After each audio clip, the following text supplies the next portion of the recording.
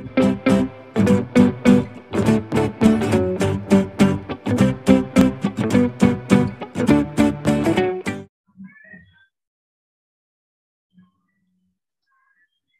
Assalamualaikum warahmatullahi wabarakatuh. Waalaikumsalam warahmatullahi wabarakatuh. Selamat pagi semuanya anak-anak kelas 8C. Salam sejahtera untuk kita. Semoga hari ini kita selalu dalam keadaan sehat walafiat ya. Mudah-mudahan terus diberikan kesehatan, yang sakit diberikan kesembuhan ya. Baik, terima kasih kepada para peserta didik yang sudah bergabung. Meskipun masih banyak yang belum bisa bergabung. Sambil kita menunggu yang lainnya, kita mulai saja ya. Gimana kabarnya hari ini? Sehat semuanya ya?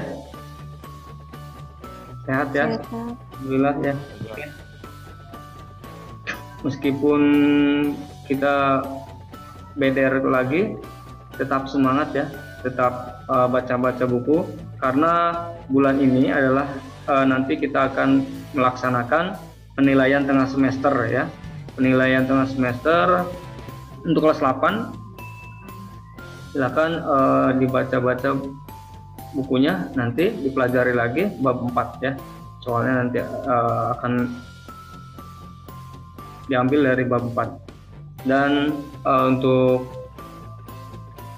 kisi-kisi nanti akan di-share di grup WA ya, akan Bapak bagikan pada kelas 8 semuanya ya.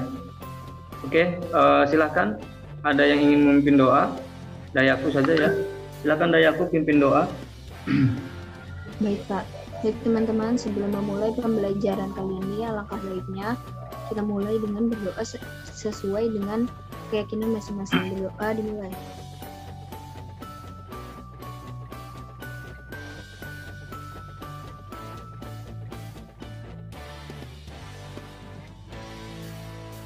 Berdoa selesai. Terima kasih Dayaku. Mudah-mudahan kita diberikan kemudahan untuk pembelajaran ini ya. Mohon perhatian kepada seluruh peserta didik. Kita melanjutkan pertemuan daring ini ya. Waktu minggu kemarin kalau tidak salah kita mempelajari kebangkitan nasional ya, beberapa hari yang lalu sebelum diliburkan ya. Kebangkitan nasional. Sekarang kita lanjutkan materi hari ini adalah arti penting kebangkitan nasional dalam perjuangan kemerdekaan. Perjuangan bangsa Indonesia di sini sebelum dan sesudah tahun 1908 ini ada beberapa perbedaan ya. Ada beberapa perbedaan dalam perjuangan Negara Kesatuan Republik Indonesia. Ya. Nah, perbedaan perjuangannya di sini sebelum dan sesudah tahun 1908. Yang pertama, sebelum tahun 1908, nah di sini negara Indonesia di setiap daerah itu masih dipimpin oleh raja atau tokoh bangsawan dan tokoh agama, ya, karena belum ada satu kesatuan. Lalu yang kedua, sebelum tahun 1908, setiap daerah itu bersifat kedaerahan, artinya hanya memikirkan daerahnya masing-masing. Belum ada satu kesatuan, belum ada kerjasama dan sebagainya ya. Lalu yang ketiga, sebelum tahun 1908 itu di setiap daerah bersifat fisik atau perjuangan dilakukan dengan mengangkat senjata ya. Nah, rata-rata bersifat fisik atau perjuangan dilakukan dengan mengangkat senjata. Nah, ini perbedaannya. Lalu yang keempat, fokus pada pemimpin karismatik ya. Jadi masyarakat hanya menilai pemimpin yang memiliki karakter atau karismatik yang bisa dilihat secara fisik bahwa pemimpin tersebut memiliki karakter yang baik atau sifat yang baik ya. Kemudian yang kelima, sebelum tahun 1908 di sini bersifat reaktif dan spontan ya. Rata-rata masyarakat melakukan hal-hal yang sifatnya itu secara tiba-tiba dan spontan ya, untuk melakukan perlawanan atau perjuangan bangsa Indonesia. Nah, ini sebelum tahun 1908. Kemudian sesudah tahun 1908, yang pertama di sini dipimpin dan dipergerakan oleh kaum pelajar. Jadi kaum pelajar mulai bergerak untuk berjuang bangkit ya untuk membela tanah air. Kemudian yang kedua bersifat nasional dan telah ada kerjasama antar daerah. Nah, ini mulai ada sifat kerjasama ya, setiap daerah yang tadinya daerahnya itu hanya mementingkan daerahnya masing-masing, kemudian sesudah tahun 1908 mulai ada sifat kedaerahan ya, mulai ada sifat kerjasama gotong royong antar daerah. Lalu yang ketiga, sesudah tahun 1908 mulai ada diplomasi ya, dengan menggunakan cara-cara modern seperti media, perundingan lobby, mogok dan sebagainya. Jadi diplomasi ini adalah adanya komunikasi antar orang-orang kolonial ya dengan masyarakat untuk berkomunikasi atau berunding supaya mereka tidak terus-terusan menjajah ya, atau berbuat tidak sesuai dengan hal layak ya di masyarakat Indonesia. Nah, dengan cara ini, dengan cara diplomasi, komunikasi dengan para kolonial ya, dengan cara-cara yang modern ya, dengan menggunakan media atau perundingan, kemudian lobby dan mogok dan sebagainya. Mogok ini berhenti ya untuk tidak melakukan kerja paksa atau kerja rugi ya. Mogok karena di sebelum tahun 1908 di sini orang-orang kolonial itu tersebut melakukan kerja paksa atau kerja rugi terhadap masyarakat Indonesia ya. Nah, kemudian yang keempat, sesudah tahun 1908 di sini masyarakat sudah mulai memiliki organisasi yang memungkinkan adanya kaderisasi. Nah, organisasi di sini tujuannya adalah untuk perjuangan ya, untuk bangkit bagaimana caranya agar Indonesia merdeka. Lalu yang kelima, memiliki visi yang jelas, yaitu Indonesia yang merdeka. Nah, sudah ada terfikirkan oleh masyarakat Indonesia pada saat sesudah tahun 1908 mulai ada visi yang jelas, kemudian mulai ada keinginan untuk merdeka, ya, ingin memerdekakan bangsa Indonesia. Nah, ini perbedaan perjuangan Indonesia sebelum dan sesudah tahun 1908. Ada yang ingin ditanyakan, anak-anak semuanya? Ada yang ingin bertanya? Oke, baik. Kalau tidak ada, kita lanjutkan ya. Nah, sesudah perjuangan itu, nah, arti penting kebangkitan nasional ini dalam perjuangan kemerdekaan ini adalah memiliki makna dan arti. Ya, nah, ketika Hari Kebangkitan Nasional di Indonesia sudah dilakukan, kemudian dilakukan secara setiap tanggal 20 Mei, ya. Ini adalah tujuannya untuk memiliki menggambarkan bahwa adanya perjuangan bangsa, ya, adanya sejarah perjuangan bangsa Indonesia untuk meraih mempertahankan kemerdekaan Indonesia, ya. Makanya setiap tanggal 20 Mei kita selalu memperingati Hari Kebangkitan Nasional, ya. Hari Kebangkitan Nasional ini kita peringati setiap tanggal 20 Mei karena Hari Kebangkitan di sini memiliki sebuah makna dan arti sejarah yang bisa menggambarkan bahwa perjuangan bangsa ini dalam meraih dan mempertahankan kemerdekaan Indonesia, ya. Ya, ini harus kita pahami, ya. Arti penting kebangkitan nasional bangsa Indonesia. Nah, di sini khususnya bagi seorang pelajar, ya. Karena seorang pelajar adalah salah satu penerus bangsa yang akan memperjuangkan, mempertahankan kemerdekaan Indonesia, ya. Nah, makanya di sini disebutkan arti penting kebangkitan nasional bagi seorang pelajar di sini, khususnya yang pertama adalah kebangkitan nasional ini dapat berarti bangkit, ya, dari keterpurukan dengan menyongsong masa depan, ya.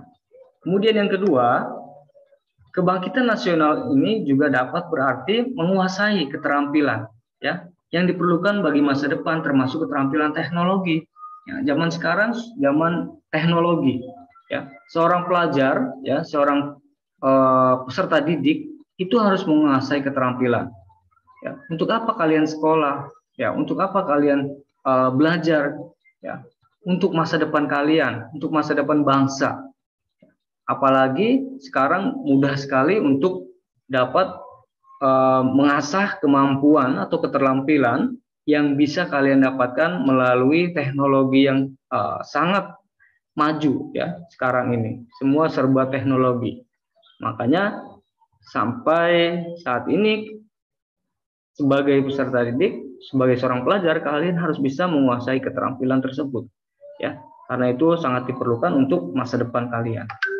Lalu yang ketiga, arti penting kebangkitan nasional di sini bagi bangsa Indonesia, khususnya bagi seorang pelajar ini, bahwa kebangkitan nasional ini berarti bangkitnya kesadaran bahwa kita harus berani berusaha dan tidak pasrah menerima segala sesuatu sebagai takdir yang tidak terelakkan. Ya, ini ya ketiga ini yang harus kalian pahami ya. Ini khususnya bagi seorang pelajar harus dipahami kemudian diterapkan dalam kehidupan supaya bisa menjadikan sebuah gambaran ya bagi seorang penerus perjuangan bangsa dalam meraih dan mempertahankan kemerdekaan Indonesia. Ya. Selanjutnya,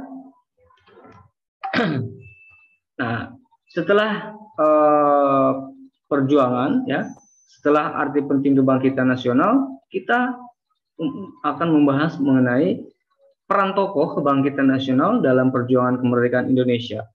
Ya, di sini ada sebuah gambar tokoh kebangkitan nasional yaitu Bapak Wahidin Sudirohusodo. Bapak Wahidin di sini merupakan salah satu dokter yang berasal dari pribumi dari Indonesia, yang juga salah satu tokoh pergerakan nasional. Kemudian Dr. Wahidin ini memiliki cita-cita untuk meningkatkan taraf kehidupan masyarakat Jawa dengan cara memperluas pengetahuan mereka, ya, baik dalam pengetahuan Barat maupun dalam pengetahuan kebudayaan Jawa itu sendiri. Nah, di sini Dr. Wahidin memiliki gagasan ya dalam perjuangan pergerakan bangsa Indonesia, pergerakan nasional, yaitu dalam pergerakan organisasi yang memiliki tujuan memajukan pendidikan dan meningkatkan martabat bangsa. Coba kalau kalian pikirkan ya. Di sini peran tokoh di sini seperti Bapak Wahidin ini sudah memikirkan ya, sebelum bangsa Indonesia merdeka, beliau sudah memikirkan bahwa pentingnya pergerakan nasional organisasi di sini adalah tujuannya supaya bisa memajukan pendidikan. Nah, sejak dulu saja pendidikan itu sudah mulai difikirkan gimana caranya pendidikan ini adalah nomor satu bagi masyarakat supaya masyarakat bisa maju, supaya masyarakat bisa meningkatkan kualitas martabat bangsa kalau bisa mengenyam pendidikan. Ya, nah, sekarang kalian sebagai penerus bangsa, gimana caranya? Kalian juga harus bisa, ya, harus bisa meningkatkan, harus bisa memperluas ilmu pengetahuan. Karena ilmu pengetahuan itu tidak habis masanya. Ilmu pengetahuan itu sangat penting untuk kita semuanya, ya. Karena disitulah bangsa Indonesia yang martabatnya dipandang oleh bangsa-bangsa lain dengan memiliki ilmu pengetahuan, ya. Nah, ini yang pertama ya, Dokter Wahidin. Lalu selanjutnya, Dr. Wahidin Sudirohusodo ini lahir tanggal 7 Januari tahun 1852 di Sleman, Yogyakarta, dan meninggal pada tanggal 26 Mei tahun 1917. Kemudian dimakamkan di Sleman, Yogyakarta. Ya, nah ini sekilas mengenai kelahiran dan wafatnya Dr. Wahidin. Lalu peran tokoh kebangkitan nasional yang kedua di sini ada Bapak Sutomo, ya. Bapak Sutomo ini adalah tokoh pergerakan nasional yang pernah menjadi dokter pemerintah untuk berbagai daerah di Jawa, kemudian di Sumatera. Nah, Dr. Sutomo ini melanjutkan studi kedokterannya di Belanda. Nah, sekitar tahun 1919 sampai 1923, ya. Nah, bersama para pelajar yang ada di Stopia, di sekolah Stopia, Sutomo dan rekan-rekan mendirikan Budi Utomo pada tanggal 20 Mei tahun 1908. Nah, ini adalah sebuah organisasi modern pertama, ya, di Indonesia. Nah, Dr. Sutomo diangkat menjadi ketuanya sebagai organisasi Budi Utomo yang dibentuk dengan tujuan agar bisa memajukan pembelajaran dan kebudayaan. Nah, ya, peran Sutomo di sini adalah sebagai ketua, ya, ketua organisasi Budi Utomo, ya. Jangan sampai lupa, ya, pergerakan nasional yang pernah menjadi dokter pemerintah untuk berbagai daerah di Jawa dan Sumatera, yaitu adalah Dr. Sutomo. Nah, Dr. Sutomo pada tahun 1954 mendirikan Indonesia Study Club, ya, atau yang disingkat ISP. Nah, ini merupakan wadah bagi kaum pelajar Indonesia berhasil mendirikan sekolah tenun, kemudian bank kredit dan koperasi. Nah, pada tahun 1931 ISB berganti nama menjadi Persatuan Bangsa Indonesia atau PBI, ya. Pada bulan Desember di sini tahun 1935, karena adanya tindakan dari Belanda, Budi Utomo dan PBI digabungkan menjadi Partai Indonesia Raya atau yang disingkat Perindra, ya. Selain Budi Utomo, ada beberapa tokoh lainnya yang juga digabungkan ke dalam Perindra, ya. Ada Serikat Celebes, Serikat Sumatera, dan Serikat Ambon. Adapun Sutomo diangkat sebagai ketua Partai Indonesia Raya atau Perindra. Jadi ketika tahun 1924, ya, di sini banyak sekali organisasi yang ada di negara kita, ya, yang ada di Indonesia seperti Serikat Celebes, Sumatera, dan Serikat Ambon. Ini adalah sebuah organisasi, ya, yang tujuannya adalah untuk memajukan bangsa, untuk membangkitkan nasional, ya, untuk memberikan tujuan supaya masyarakat ini bisa mengenyam ilmu pengetahuan atau mengenyam pendidikan, ya. Nah, kemudian dari beberapa organisasi yang ada di sini kemudian digabung menjadi satu organisasi, ya, satu organisasi, yaitu digabung dengan Partai Indonesia Raya atau Perindra yang diangkat ketuanya adalah Bapak Sutomo, ya, di sini. Nah, Sutomo akhirnya meninggal dunia di Surabaya tanggal 30 Mei 1938. Kemudian berdasarkan keputusan Presiden Republik Indonesia tahun 657 tahun 1961, Dr. Sutomo diangkat menjadi pahlawan kemerdekaan Indonesia, ya. Nah, ini sekilas tentang Dr. Sutomo. Lalu ada lagi tokoh yang ketiga di sini ada Hos Cokroaminoto, ya.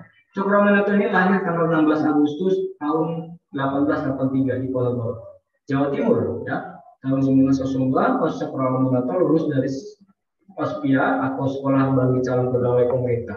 Jadi dulu ada namanya sekolah, ya, untuk pekerja-pekerja yang menjadi pegawai pemerintah. Nah, di sini dengan bertemu dengan Saman Hudi di Surabaya dan bergabung dengan Sarekat Dagang Islam, menyarankan agar kata dagang dihilangkan sehingga berubah menjadi Sarekat Islam, ya. Hos Cokroaminoto kemudian ditunjuk sebagai ketua. Jadi dulu ada perkumpulan dari beberapa para pedagang, ya, pedagang di Indonesia, dan kemudian diberikan nama Sarekat Islam, ya, yang tadinya Sarekat Dagang Islam menjadi Sarekat Islam. Nah, ini adalah salah satu organisasi, ya, yang rata-rata di sini adalah banyaknya seorang pedagang, ya, dan ketuanya ditunjuk yaitu Bapak Hos Cokroaminoto. Nah, kemudian yang keempat ada Does Dekker, ya, atau Bapak Dirja Setiabudi namanya, ya.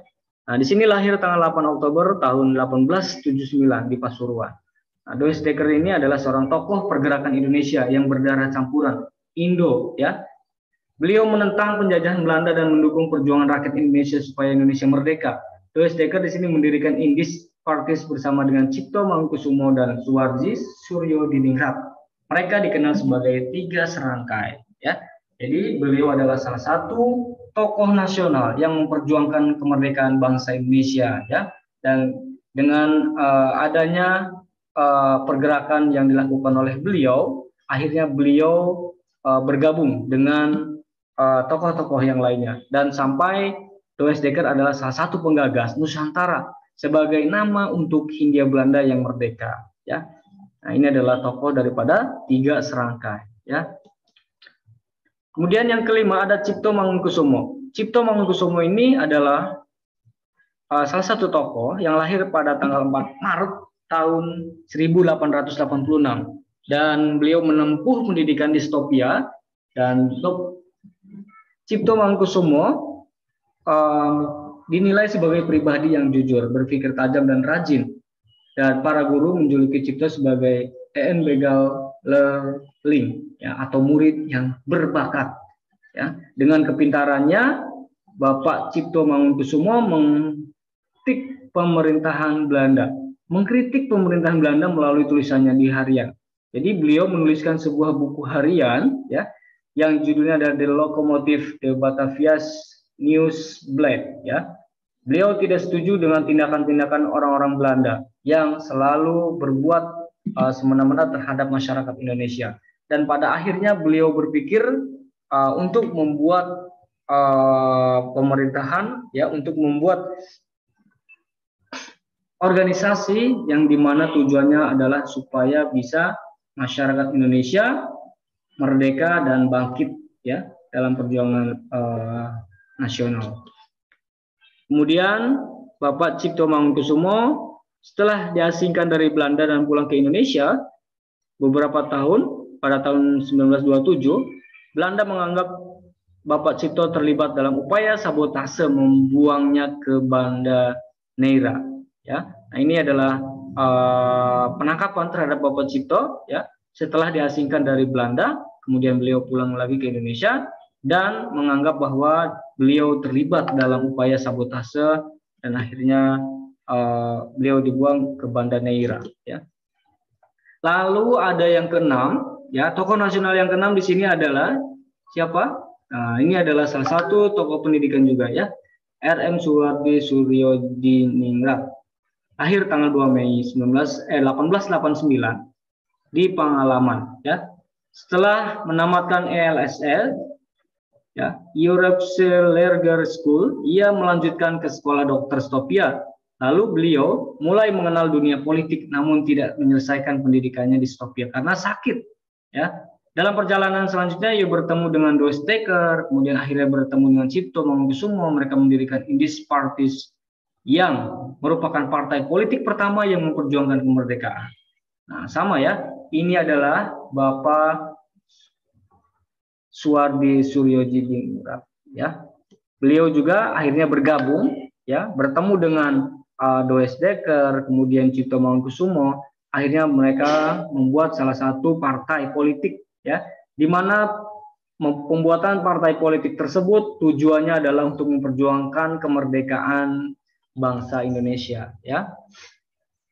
Nah, pada tahun 1913, ketika Hindia Belanda sedang merayakan 1 abad kemerdekaan di Prancis, Bapak Suwardi menulis sebuah artikel yang sangat terkenal dengan cara untuk mengkritik pemerintahan Belanda. Artikel ini berjudul Als ik een Nederland was, ya, yang artinya seandainya saya seorang Belanda. Tulisan ini dimuat dalam surat kabar The Express tanggal 13 Juli 1913, ya. Kemudian setelah diasingkan ke Belanda, Bapak Suwardi Diningrat di sini kembali ke tanah air tahun 1922. Ia mendirikan sekolah yang diberi nama National Onderwijs Instituut, Taman Siswa atau Perguruan Nasional Taman Siswa. Nah, sekolah taman siswa ini didirikan oleh Bapak Suwardi Suryodiningrat. Bapak Suwardi ini memiliki semboyan, ya. Seperti dalam dunia pendidikan, semboyan ini sangat terkenal, yaitu Ingarso Sungtulodo ing Madya Mangunkarsa Tuturi Handayani, yang memiliki arti di depan memberi contoh, di tengah memberi semangat, dan di belakang memberi dorongan. Ya, ini adalah yang dikenal juga sebagai Bapak Ki Hajar Dewantara, ya, yang nama aslinya adalah Suwardi Surjadiningrat. Ya. Nah, ia mengubah namanya kemudian menjadi Ki Hajar Dewantara saat umur 40 tahun, ya. Pada tahun 1934 beliau ikut membentuk Putra, yaitu yang singkatannya adalah Pusat Tenaga Rakyat.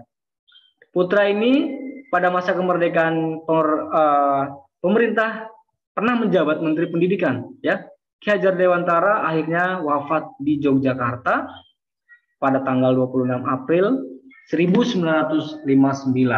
Ya. Akhirnya beliau wafat dan dikuburkan di Yogyakarta. Ya. Oke. Nah, ini adalah kisah daripada tokoh kebangkitan nasional yang memperjuangkan kemerdekaan bangsa Indonesia. Ya, anak-anak sampai di sini ada yang ingin bertanya? Ada yang mau ditanyakan anak-anak? Ya, Dayaku, yang lainnya? Ada yang mau ditanyakan?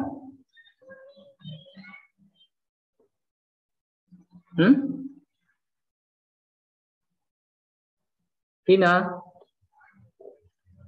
Ya, Arkana Mulia? Silakan, ada yang mau ditanyakan? Baik, kalau tidak ada yang tanyakan,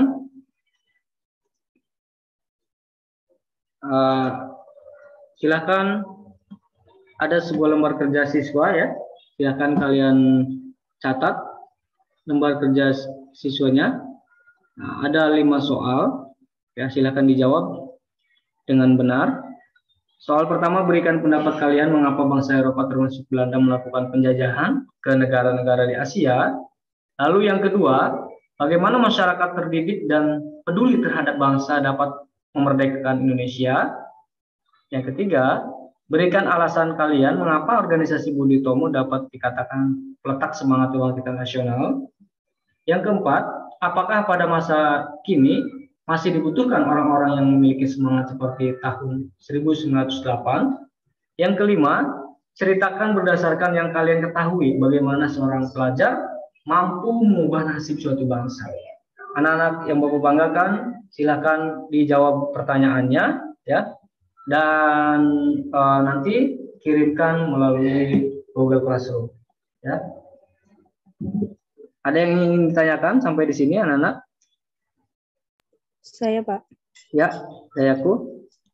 Ini tugasnya harus tulis tangan apa boleh diketik ya, Pak? Boleh, diketik boleh. Diketik boleh, ya. Ini jawabannya pendapat sendiri, ya. Ini pendapat sendiri, silakan dijawab. Kalau sudah selesai nanti kirim di GCR. Nanti Bapak akan buatkan GCR untuk kelas 8C. Di-share di WA. Oke, karena waktunya di sini terbatas di Zoom, ya. Jika ada yang ingin ditanyakan, nanti bisa dilanjutkan melalui WA group, ya. Terima kasih semuanya yang sudah bergabung. Ada lagi yang ingin ditanyakan?